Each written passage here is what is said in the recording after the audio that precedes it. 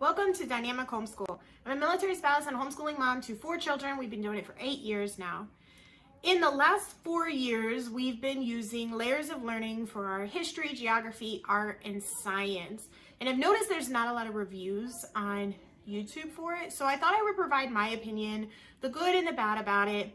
And if you're wanting to check it out, you can go to layersoflearning.com. They have the free first unit you can download and test it out for yourself and see if it's something that fits you. But stay tuned for what I think about it.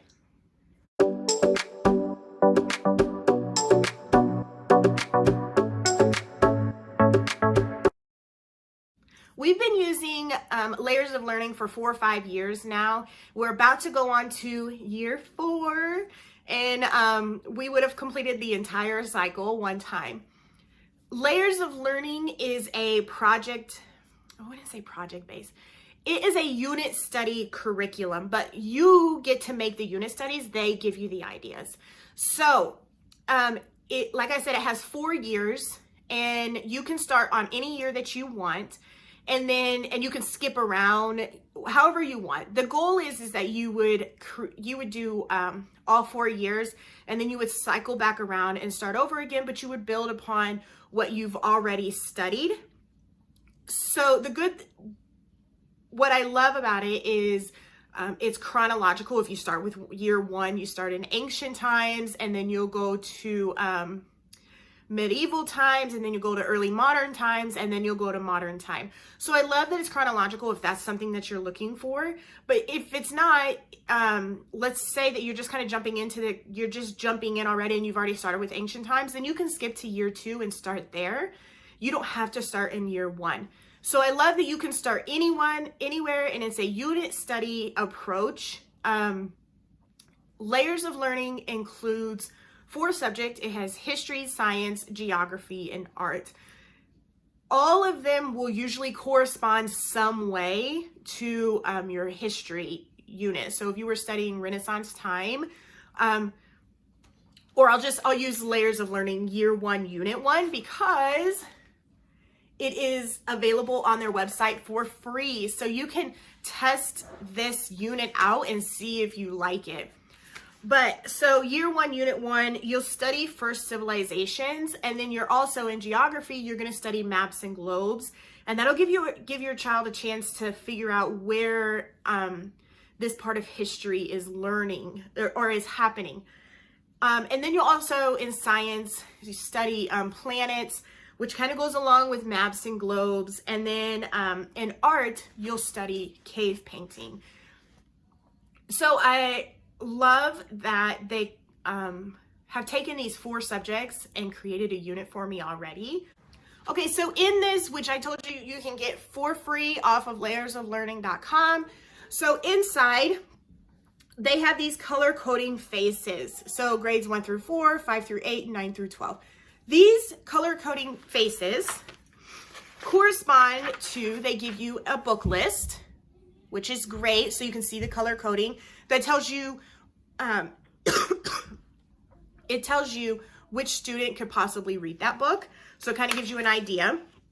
What I also love is right here, it gives you some search terms. So if you're just using the library, but you can't find these specific books, you can type in these search terms and hopefully find other books that will correspond. So you're not having to spend a whole bunch of money. Those color coding faces, I love color coding, corresponds to the projects that they'll have listed, or the projects or writing, or just some videos. So what I love is, instead of me going on Pinterest and trying to create all of these great ideas, they've put it in this nice little booklet for me. And so I get to go through and pick what I think is going to be interesting, or do I have the supplies for it? And it's already gathered in there for me. If for some reason I just can't find something, then that's a time that I can go to Pinterest and find something. But I have not done that in the last 4 or 5 years, which is great. There's stuff that is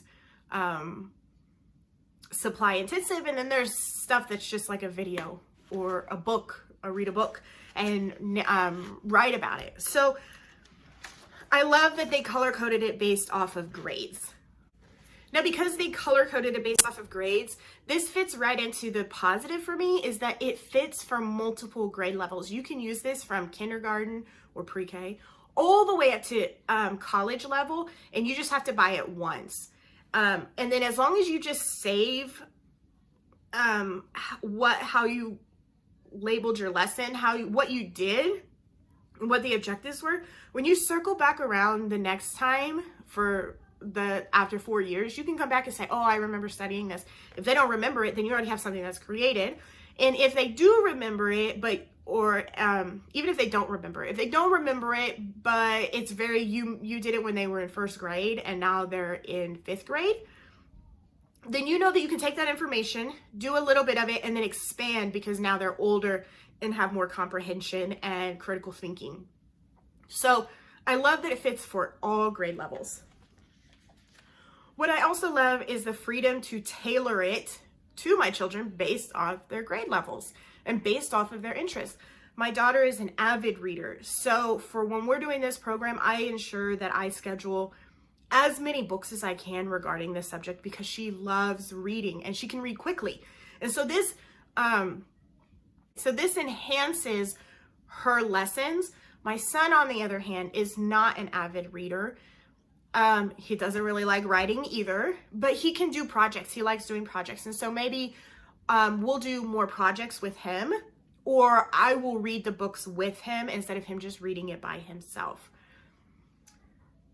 For my daughter, who is in kindergarten, first grade, because she can't read by herself, and I pick books that I can read to her, but then there's coloring pages in there that are simple for her. So if you've looked at Story of the World, Story of the World is one of the spines that you can use. So the same thing that's included in their activity book is very similar to what's included in Layers of Learning. The only difference is I get science, geography, and art in this curriculum. So I'm saving myself money.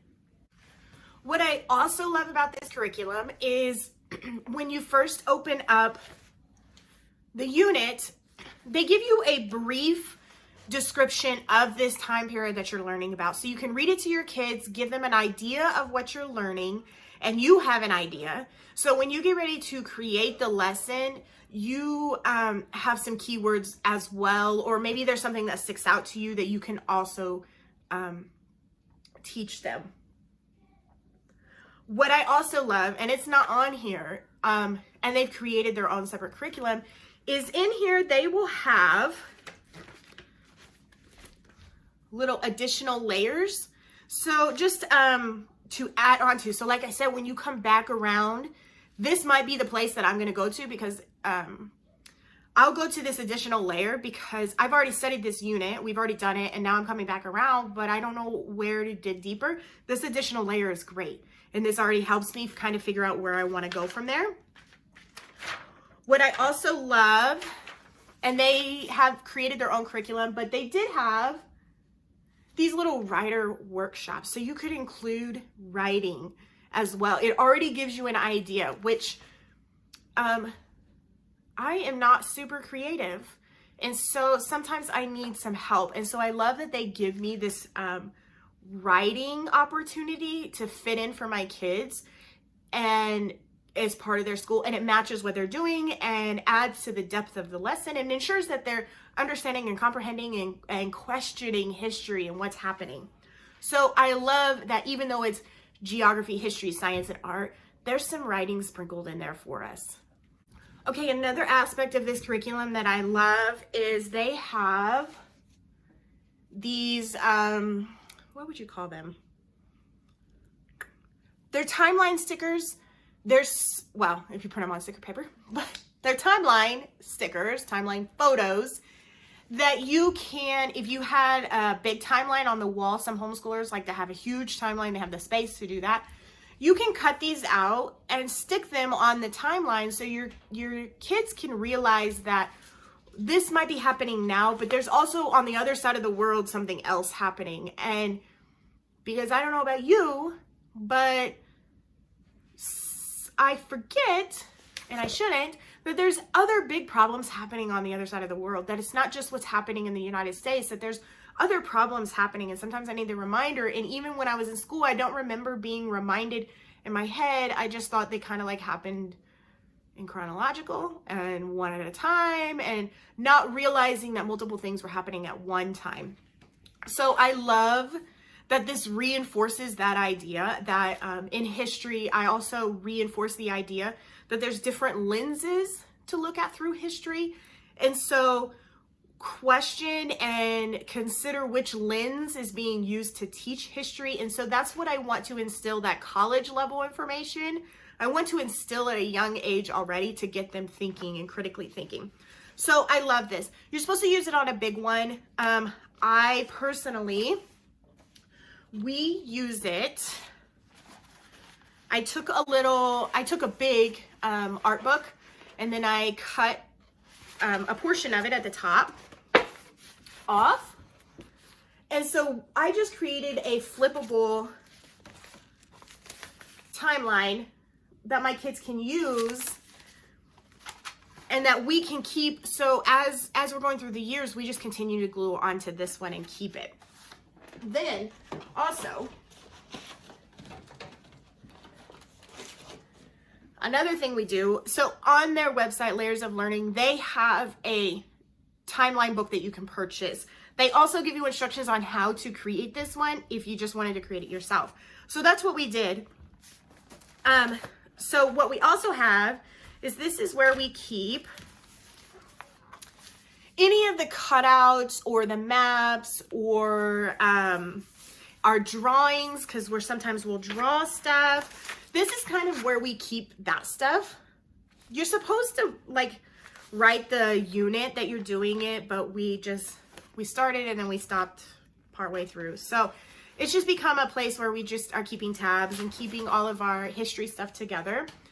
What I love about it is we've had that now for 3 years, and it's so cool to look through the things that we have colored and we have studied. And when my kids flip through it, they'll notice something and be like, oh, I remember that.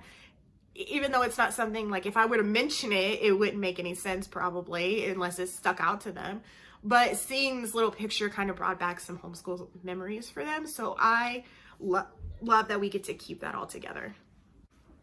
Okay, the last two things that I wanted to mention that were within this curriculum, which was really nice, is they provided me with this, my ideas for this unit, which is great because if you're a history guru and or maybe there's just certain events, you have a high schooler, there's certain events that are happening in the world right now and you feel like you want to expand that and have conversations, right here, include it, put it on there. So when it comes time around, if you're planning way ahead, then you can remember that it's there and it's in one central location. So I love that they included this. I want to say on their website, the other thing that they've created are these little worksheets, and they have them labeled with history, geography, art, and science, but it's the same layout. So you have your objectives, your library list, your memory work if you're doing it, and then you can do your explorations and then some little writing notes if you want to incorporate writing. So it's a unit study planner. So what I love is that I can print these out, and then I put one with each unit for each subject. And then if I go to the park with my kids, I can just grab a few of the units that already have these in there, do some quick planning. And then when I get home and I'm like typing it out and preparing it, I already have some ideas of what I thought would be fun and created my list. So this allows me to take my curriculum with me and plan. So this is wonderful. Super easy. I take it one step further with this, but I love that this is in there. Okay, I said there were some cons. It's not really a con. If you love planning, this is a great curriculum.